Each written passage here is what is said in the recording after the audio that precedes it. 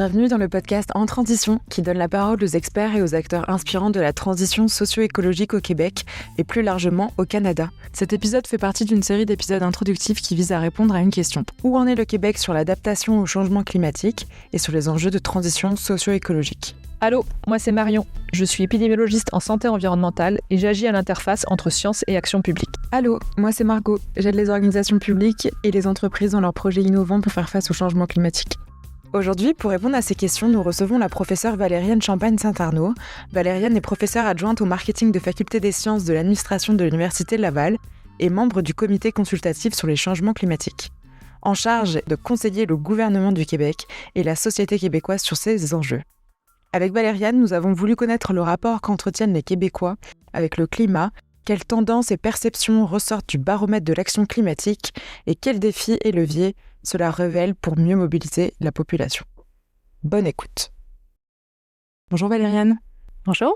Est-ce que tu pourrais te présenter en quelques mots et nous expliquer un peu quel est ta job ici? OK. Mon travail, c'est d'être professeur ici à l'Université Laval. Je suis basée au département de marketing, mais je m'intéresse particulièrement au marketing social. Donc, on utilise les mêmes techniques, théories, principes du marketing commercial qui sert à vendre des choses, mais on le reprend pour vendre des idées. Et particulièrement, pour ma part, ce sont les idées liées à la transition socio-écologique ou au comportement d'atténuation, d'adaptation au changement climatique. Et ça fait quelques années aussi que tu mènes le baromètre de l'action climatique. Est-ce que tu peux nous présenter un peu plus cet objet, nous raconter un peu son histoire et comment toi tu le mènes chaque année? Oui, donc le baromètre de l'action climatique, c'est une vaste étude qu'on mène auprès de la population québécoise, une étude annuelle, donc depuis 2019. C'est vrai que c'est mes travaux de recherche principaux depuis toutes ces années-là. Et en fait, on creuse les attitudes, croyances, comportements de la population québécoise liés aux enjeux climatiques. On creuse au-delà d'une centaine de variables année après année. Ça s'appelle un baromètre parce qu'on reprend plusieurs questions similaires. Donc, on voit ce qui monte, on voit ce qui descend. Et on ajoute à chaque année aussi un thème spécifique. Par exemple, une année, c'est les attitudes politiques face au climat. Une autre année, c'était le transport. Donc, on choisit des thématiques comme ça pour bien documenter finalement où se trouve la population face aux défis climatiques. Et comment vous est venue cette idée? Alors, donc en 2019, lorsqu'on a fait la première édition, c'était une idée conjointe entre moi et des gens que vous connaissez peut-être qui sont liés aux médias d'action climatique qui s'appelle 1.5. Et eux-mêmes lançaient le média à ce moment-là. Et on avait le souhait de savoir où en est la population. Donc, on a proposé une première édition du baromètre et rapidement, on s'est rendu compte que c'était très riche d'informations. On a voulu répéter l'expérience d'une année à l'autre. Et donc, c'était les partenaires de départ, mais l'étude, elle est vraiment faite par l'équipe de l'Université Laval, année après année, ce qui lui confère, je pense, une grande crédibilité. On est un acteur de recherche, donc on regarde les faits de manière très objective et on fait parler finalement ce qui émerge. Peut-être avant de parler des résultats en tant que tels, même si on est très curieux d'en savoir plus, est-ce que tu peux aussi nous préciser à qui finalement s'adresse cette étude et dans quel objectif finalement? Est-ce que c'est pour faire bouger la conscience de la population? Est-ce que c'est plutôt à but de faire bouger aussi la conscience politique sur les enjeux et l'importance de plus parler de ces enjeux-là? Je pense qu'il y a plusieurs acteurs qui l'utilisent à cette fin, mais ma motivation à moi, elle n'est pas militante. Mon souhait à moi, c'est simplement de faire un portrait le plus objectif de la population pour qu'ensuite des acteurs, qu'ils soient politiques ou qu'ils soient militants, par exemple, au sein de groupes citoyens ou à toutes les échelles, finalement, de l'action climatique, puissent utiliser ces données-là puis prendre des décisions, disons, intelligentes en faveur de la transition climatique. Mais mon souhait à moi, c'est vraiment de produire des données les plus objectives possibles. Alors justement, est-ce qu'on ne rentrerait pas dans le vif du sujet? Est-ce que tu peux nous résumer un peu les grands apprentissages de ces dernières années grâce à l'exercice du baromètre?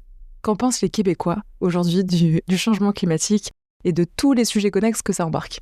Bon, alors on va faire un défi de synthèse ici parce que, comme je l'ai dit, on creuse au-delà d'une centaine de variables année après année. Si je résume la situation, ce qu'on constate, disons ce qui est assez constant depuis 2019, c'est qu'il y a vraiment une préoccupation sincère, je pense, de la part des Québécois envers les enjeux climatiques. Encore tout récemment, dans l'édition 2024, on savait que 82 % de la population se disait préoccupée par les enjeux climatiques. Donc, souvent, on répète qu'on pense qu'il y a un terreau fertile, en tout cas au Québec, pour motiver un passage accéléré vers une action climatique plus grande.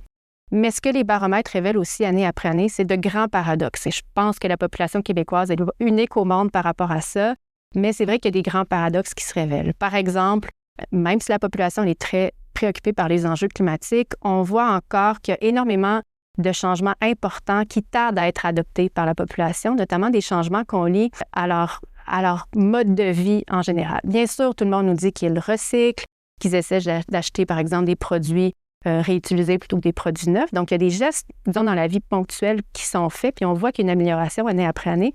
Mais quand je parle de grands changements, c'est par exemple choisir d'habiter dans un logement plus petit, choisir un logement qui est plus près, par exemple, de son lieu de travail ou du lieu d'études, donc pour ne pas avoir besoin de parcourir des grandes distances. Choisir, par exemple, une alimentation qui contient moins de viande. Donc, ces grands changements-là de vie, ils tardent encore à être adoptés malgré une préoccupation croissante. Donc, ça, c'est un premier paradoxe. Un autre paradoxe aussi qu'on observe, malheureusement, dans les dernières années, je l'ai constaté, c'est qu'il y a de plus en plus de Québécois qui vont affirmer qu'ils font vraiment tout ce qu'ils peuvent là, pour lutter contre les changements climatiques. C'est super, ça veut dire qu'ils essaient d'en faire beaucoup, mais en même temps, quand on regarde les stats, on voit qu'effectivement, ils habitent dans des maisons toujours plus grandes, toujours plus remplies d'appareils électroniques de plus en plus nombreux. On voit aussi que le nombre de véhicules sur les routes est de plus en plus nombreux à chaque année et que ce sont des voitures toujours plus grosses, toujours plus lourdes. Donc, ces véhicules-là neufs sont achetés par les Québécois qui, par ailleurs, se disent préoccupés par la crise climatique et, par ailleurs, disent qu'ils font vraiment tout ce qu'ils peuvent. Donc, il y a vraiment encore des paradoxes là, qui coexistent. Et peut-être un dernier constat important aussi, qu'on fait surtout depuis les 2 dernières années, parce que c'est depuis ce moment-là qu'on le mesure, c'est le phénomène aussi de fatigue climatique. On l'a vraiment observé, notamment parce qu'on a une question précise du baromètre. On demande aux gens à quel point êtes-vous fatigués d'entendre parler des changements climatiques et il y a un Québécois, une Québécoise sur 3 qui affirme être fatigué, être tanné. Puis ce chiffre-là, il augmente un peu depuis les 2 dernières années où on l'a mesuré. Pourquoi? Bien, il y a plusieurs hypothèses. Notamment, c'est qu'il y a de plus en plus de mauvaises nouvelles aussi qui s'accumulent dans les médias. Quand on entend parler des changements climatiques, c'est rarement du côté des solutions, c'est surtout du côté des phénomènes, par exemple, météo qui s'accentuent, qu'on voit, qui sont là. Puis c'est important qu'on le nomme. Mais si on ne fait que pointer les mauvaises nouvelles, c'est sûr que ça nourrit un sentiment de découragement. Il y a aussi le fait que les Québécois ont de plus en plus l'impression qu'il y a des reculs à l'échelle politique. Donc, ça aussi, ça nourrit le découragement. Puis donc, ultimement, ce qu'on constate par le baromètre, c'est qu'il y a de plus en plus de gens qui se disent découragés. En 2024, c'était 67 % de la population qui affirme ressentir de l'impuissance. Ce qu'on voit aussi, c'est un phénomène super intéressant qui s'appelle le techno-optimisme. Donc, à peu près 40 % de la population va dire qu'elle investit finalement ses espoirs dans la techno. On a l'impression que c'est la techno qui va nous sauver, ce qui n'est pas faux par ailleurs. La techno, elle est utile, on en a besoin, mais on ne peut pas compter sur la techno pour faire les changements de comportement à notre place. Et dernier phénomène important, ce que j'appelle souvent le passage du côté obscur de la force, c'est qu'on voit qu'il y a le déni climatique, malheureusement, qui remonte encore au Québec. Très concrètement, lorsqu'on l'a mesuré en 2024, on avait 14 % de la population qui affirme ne pas croire que les changements climatiques sont prouvés par la science. 14 % en 2024, honnêtement, ça me fait tomber en bas de ma chaise. Mais c'est surtout quand je sais qu'en 2019, ce même chiffre, c'était de 5 %. Donc, en 2019 et 2024, on est passé de 5 à 14 % de la population qui ne croit pas au fondement scientifique des changements climatiques. C'est un peu capoté. Et justement, alors moi, ce qui m'interroge là quand j'entends ces paradoxes et puis ce chiffre que tu évoques, c'est est-ce qu'il existe d'autres baromètres de ce type-là ailleurs au Canada ou plus largement dans le monde qui permettraient de comparer un peu si finalement ces évolutions, elles sont spécifiques au Québec ou elles sont ressenties plus largement dans le reste du monde? Oui. Pour ce qui est du déni climatique, il y a d'autres études similaires. Je ne vais pas dire qu'il y a d'autres baromètres qui sont exactement sous le même format, mais d'autres études similaires qui mesurent ce phénomène-là. Et le constat est le même. Le déni climatique augmente un peu partout, donc on peut célébrer. On n'est pas unique au Québec, mais malheureusement, la nouvelle, elle n'est pas très bonne. Pour ce qui est de tous les autres paradoxes, bien, il y en a qui sont propres au Québec aussi en raison de notre situation. Par exemple, le fait que on mise beaucoup sur l'hydroélectricité, donc on a l'impression que notre énergie est propre, donc ça affecte d'une certaine manière nos comportements, ce qui n'est peut-être pas le cas ailleurs. Mais donc, cette inquiétude-là par rapport au déni climatique, elle est croissante partout dans le monde. Et ce que tu évoques là, c'est un chiffre, hein, tu en as un petit peu parlé là, mais qui m'étonne un petit peu, c'est le 82 % de la population qui considère qu'il y a une urgence d'agir contre les changements climatiques au Québec. Mais finalement, on voit aussi que l'environnement est considéré uniquement par 10 % de la population comme l'enjeu le plus important pour le Québec. Je me demandais un peu comment expliquer ce paradoxe entre on a conscience qu'effectivement il faut agir, mais bon, en même temps, il y a tellement de choses avant ça qui sont plus prioritaires que on va pas forcément agir tout de suite. Et je me suis demandé si c'était ce paradoxe-là qui conduisait finalement à ce qu'on observe aussi du nombre de voitures qui augmente, de la taille des voitures qui augmente, du logement qui augmente. Est-ce que tu penses, en tant que chercheur par rapport à ce que tu as pu observer, que c'était lié à ça? Parce qu'il y a d'autres préoccupations ou c'est la difficulté d'agir qui demande un engagement qui est peut-être pas possible pour tout le monde en termes de volonté d'agir pour lutter contre les changements climatiques? Je pense que toutes les hypothèses que tu évoques sont bonnes. Celle que je peux le mieux documenter, en tout cas à partir des données dont je dispose, c'est que effectivement, il y a un enjeu de perception de l'urgence de la menace. Bien sûr, les Québécois nous disent que c'est une menace urgente pour laquelle il faut agir, mais quand on ramène ça à leur vie à eux, on voit que ce chiffre-là diminue radicalement. C'est-à-dire que quand on demande aux Québécois, Québécoises, à quel point vous avez l'impression que les changements climatiques, c'est une menace urgente pour vous-même, pour votre famille, le chiffre est très bas. Mais plus on s'éloigne d'eux, donc à quel point, par exemple, c'est une menace importante pour votre municipalité, pour le Québec, pour le Canada, pour le monde, cette préoccupation-là, elle suit exactement la même courbe.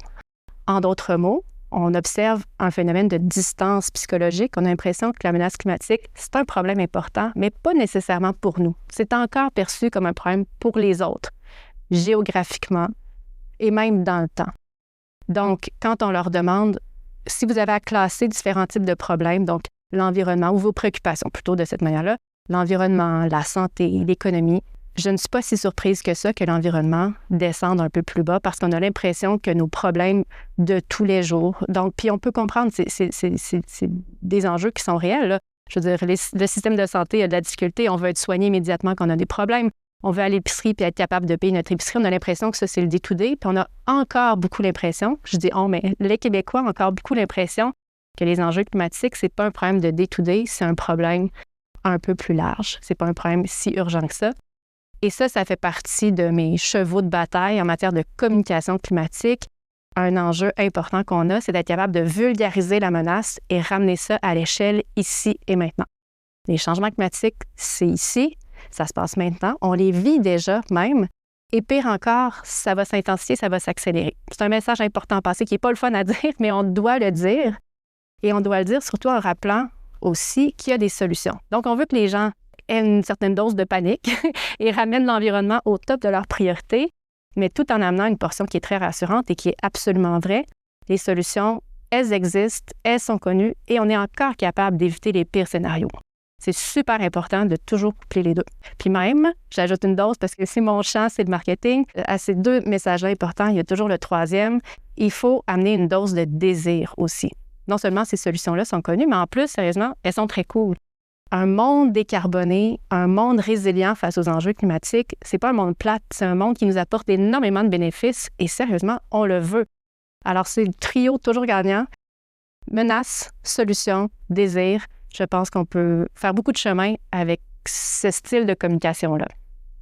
Alors, si je ne me trompe pas, c'est la première édition dans laquelle vous avez aussi essayé d'évaluer le nombre de Québécois ou de Québécoises qui ressentaient des effets sur leur santé en lien avec les changements climatiques. Est-ce que tu peux nous en dire un peu plus? Oui, c'est vrai. Depuis le début, on demande aux Québécois, en fait, s'ils subissent plus largement des effets des changements climatiques. En 2024, c'est 67 % de la population qui rapportait ça. Et on a creusé un petit peu plus pour comprendre qu'est-ce qu'ils subissent comme effet. Et en 2024, donc, il y avait 27 % de la population, donc près du tiers de la population, qui rapportait ressentir des effets des changements climatiques sur leur santé physique et à peu près la même proportion sur leur santé mentale.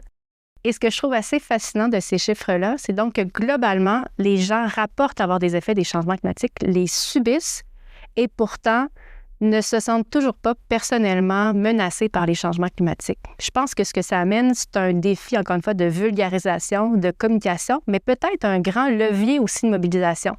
Si on arrive à bien convaincre les Québécois qu'il y a un lien direct entre ce qu'ils subissent au niveau de la santé, et on voit aussi que les Québécois sont très préoccupés, par exemple, à la santé de leurs enfants ou des personnes âgées, donc leurs parents, et dans les deux cas, ce sont des groupes très vulnérables aux effets des changements climatiques. Donc, si on arrive à tracer ce lien-là très clair qui existe entre les enjeux de santé et les changements climatiques, je pense qu'on pourrait peut-être réussir à convaincre une population de plus en plus grande de Québécois, non seulement de passer à l'action à l'échelle personnelle, Mais encore, j'insiste là-dessus, accepter des mesures plus robustes à l'échelle collective.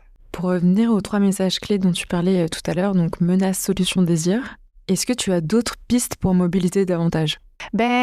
Un truc extra intéressant que je creuse surtout depuis l'année passée, donc surtout depuis le baromètre 2024, c'est le lien entre le niveau de littératie climatique, donc ce que les gens connaissent des enjeux climatiques, et ce qu'ils sont prêts à accepter pour, disons, lutter contre les changements climatiques.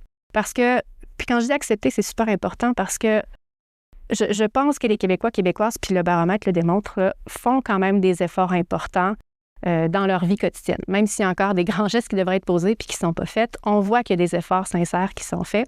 Mais à peu près toutes les études le disent, si on veut attaquer cette crise-là à la hauteur de ce que la science exige, puis ce que la science exige, c'est quand même des transformations radicales. Comment on se transporte, comment on s'habille, comment on mange, comment on se loge. Ce sont surtout les décisions à l'échelle collective qui vont faire la différence, les décisions à l'échelle politique.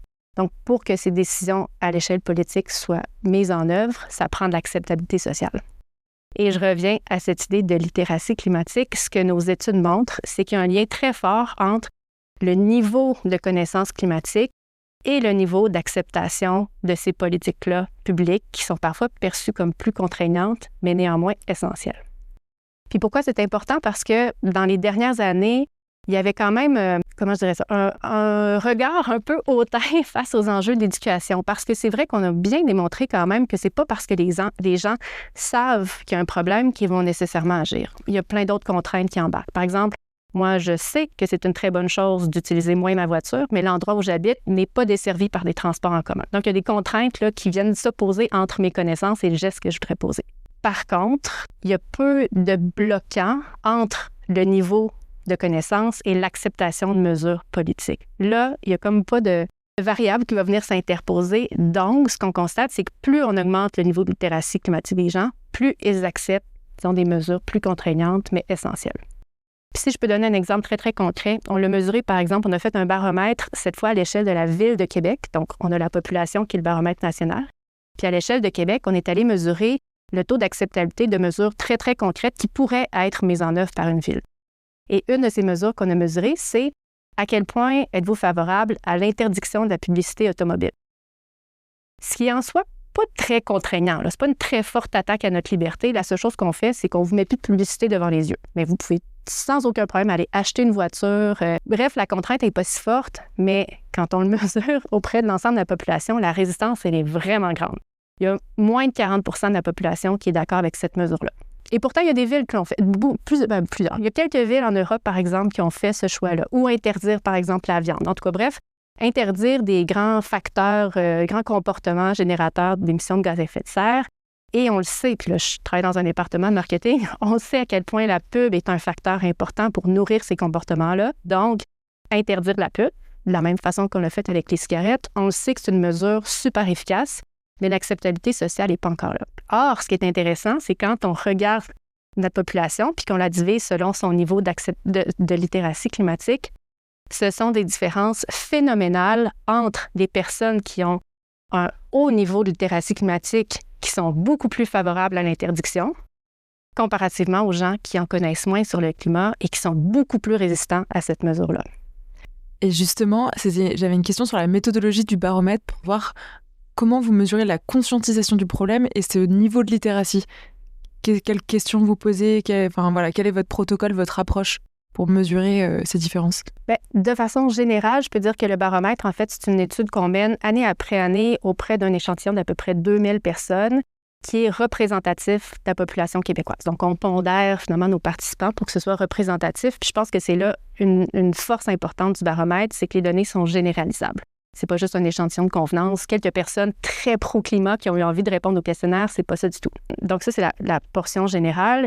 Et pour ce qui est de la question que tu me poses, lorsqu'on a mesuré le niveau de littératie climatique, en fait, ça a pris une très grosse étude préalable pour développer un questionnaire très rigoureux de mesure du niveau de littératie. On a développé un questionnaire qui allait au-delà d'une 60aine de questions, basées sur des vrais ou faux, qui a été confirmé par des spécialistes du climat. Donc, on couvre autant les causes, les conséquences, les solutions au changement climatique, la façon dont les gens, par exemple, s'informent. On demande, par exemple, puis là, je vais reformuler la question, mais vrai ou faux, la source la plus fiable d'informations sur le climat, mettons, c'est le GIEC.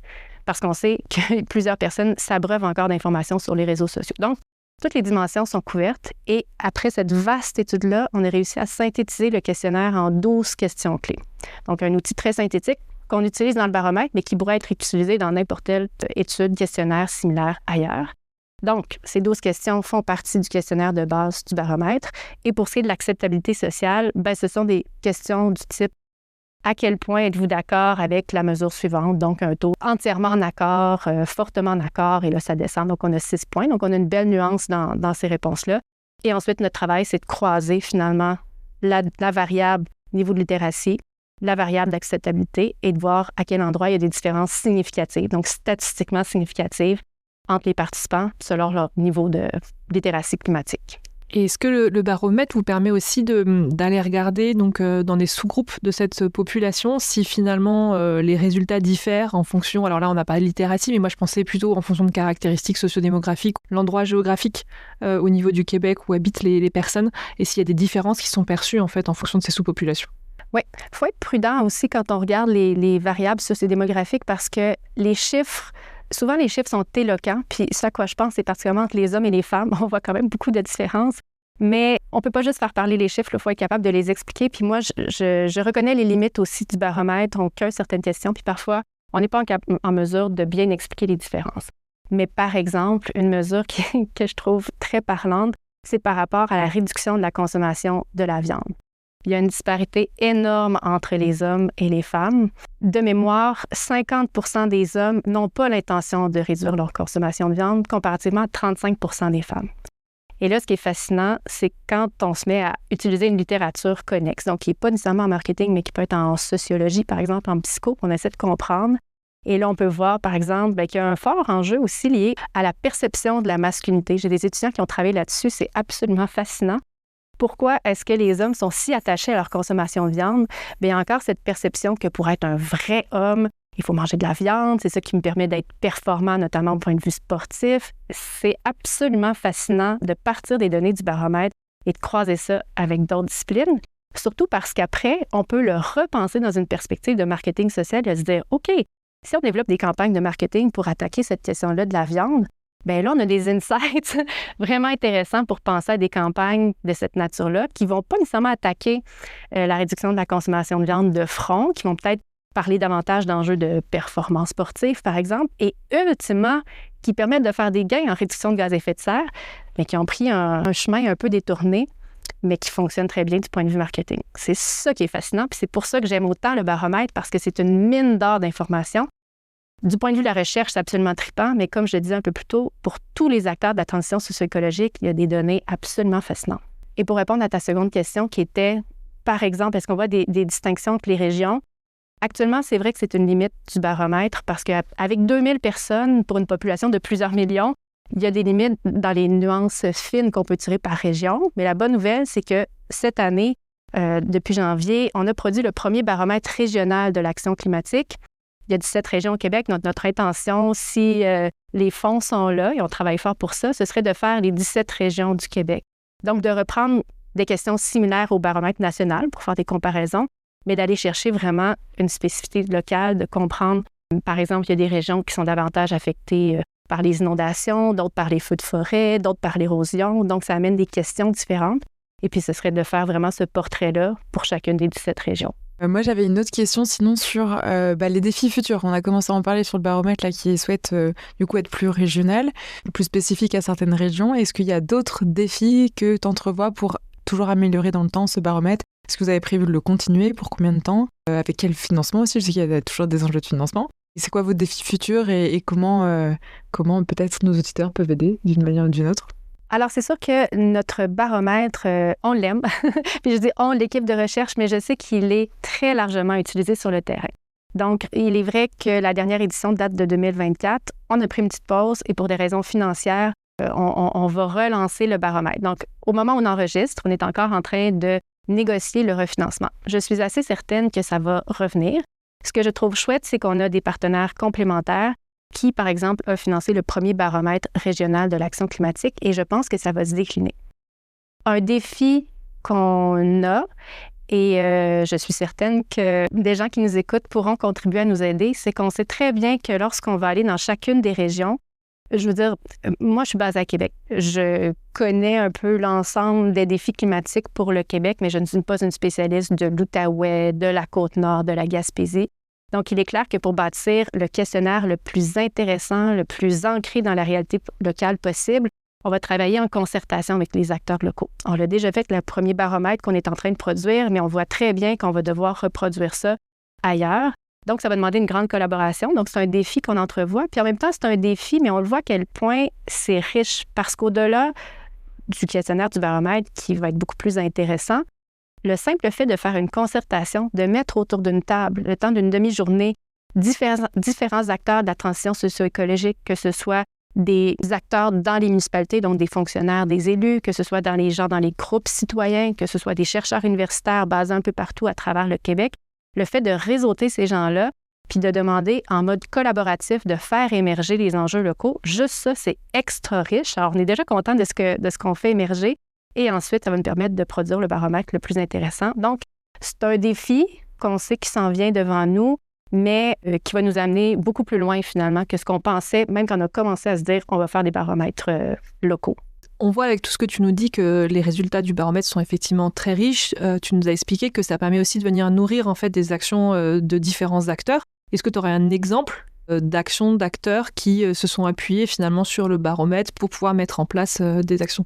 Je pense notamment au CRE, donc Conseil régional de l'environnement de Montréal, qui, depuis plusieurs années, à chaque édition du baromètre, me demande de faire ressortir les données spécifiques à Montréal. Ça, c'est plus facile que dans d'autres régions parce que la moitié du Québec est concentrée à Montréal. Donc, on a une base de données assez importante et de me faire ressortir les données spécifiques à Montréal, notamment pour les comportements de transport, parce qu'ils développent des campagnes liées à la mobilité durable. Donc, je sais, par exemple, que c'est un acteur qui utilise très étroitement les données. Il y a d'autres acteurs, par exemple, la Ville de Québec, qui utilise les données du baromètre pour faire un suivi annuel de la progression de l'action climatique au sein de cette région-là. Je sais aussi que le gouvernement du Québec, par exemple, se base sur certaines données clés du baromètre pour suivre la progression aussi de la mobilisation climatique à l'échelle du Québec. Donc, je vois que le baromètre sert non seulement à nourrir la réflexion pour des projets terrain, mais aussi tout simplement à suivre le progrès, à voir comment l'aiguille bouge et à prendre des décisions ensuite en conséquence selon ce qui monte à la hausse ou ce qui descend finalement à la baisse. Ça fera peut-être un peu redite, mais on ne pouvait pas s'empêcher de se poser aussi la question de un peu tes recommandations pour mobiliser les citoyens. Parce que la question de la mobilisation, elle revient sans cesse. Tu as parlé des fameux 3 piliers, justement, mobilisés pour générer de l'action, ou en tout cas pour générer un changement de comportement, pour bousculer les récits actuels, notamment publicitaires. Est-ce que tu as d'autres messages à faire passer sur justement comment améliorer une mobilisation citoyenne si on se met à la place d'un politique, d'une entreprise à mission engagée, d'un citoyen qui veut faire bouger autour de lui sa famille, par exemple? Qu'est-ce que tu pourrais leur conseiller au vu du baromètre? Bien, c'est sûr que je vais peut-être reprendre encore une fois le même cheval de bataille, mais je pense, puis ça, c'est la perspective marketing, mais que notre grand défi, c'est de susciter le désir pour les différentes mesures qu'on a dans notre grand buffet de l'action climatique. Notre défi, c'est un peu d'arrêter de parler de l'action climatique en termes de contraintes. Il faut le faire parce qu'il y a un problème. Il faut le faire parce que ça va empirer. Il faut le faire parce que... Non, il faut le faire sérieusement parce que c'est cool.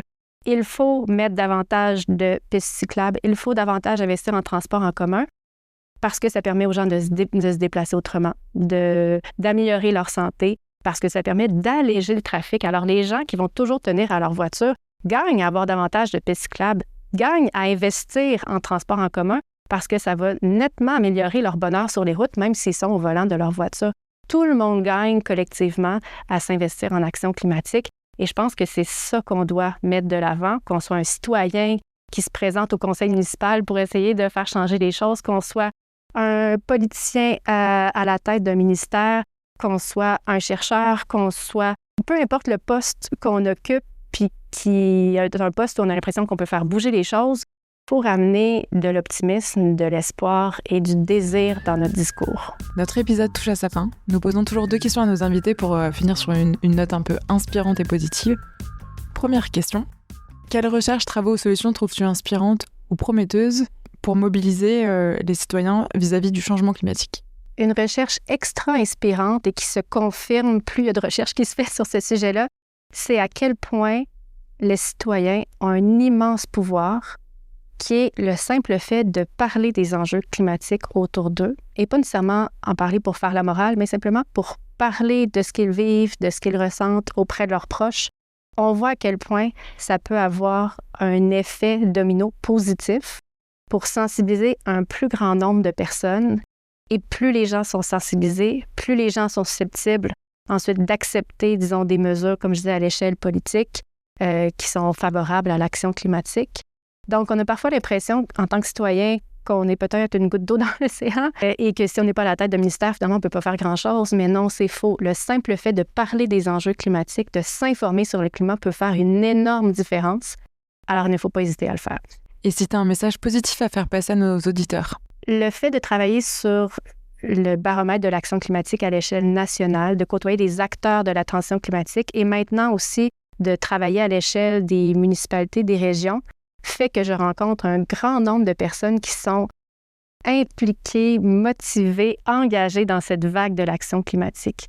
Et bien sûr, je vois à travers les données du baromètre que les gens ont l'impression qu'il y a de nombreux reculs en action climatique, surtout à l'échelle politique, que globalement, on ne semble pas agir à la hauteur de ce que la science commande. Mais moi, je suis emplie d'espoir quand je vois ce qui se passe à l'échelle locale et je pense que la résilience va se passer à cette échelle-là. Et l'action, elle est déjà fortement engagée. Alors, l'espoir, il faut le conserver. Merci beaucoup, Valériane. On avait à cœur avec Marion de expliquer la partie sociale dans transition socio-écologique pour montrer que c'était quand même des humains aussi qui se mettent en mouvement et de voir aussi qu'il y avait des experts qui étaient sur ce sujet-là, de comprendre un peu les humains dans cette transition. Donc, merci infiniment. Ça me fait un grand plaisir.